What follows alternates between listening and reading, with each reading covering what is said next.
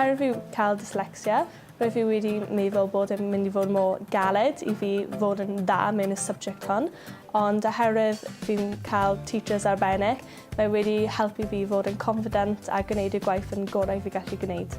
When Collette started at Gower College, Swansea, she was a breath of fresh air. She was determined. She demanded learning skills, which was quite refreshing.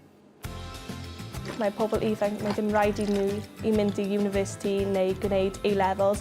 Mae iawn i gwneud vocational education fel hon a bod yn gallu fod yn successful mewn y career. She has found a passion and a vocational subject that she excels in.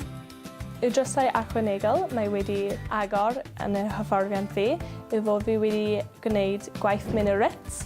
Fi hefyd wedi cystadlu mewn Budapest mewn Euroskills ble fi wedi cael Medallion of Excellence. And now has been fortunate to be picked for Russia, representing the UK.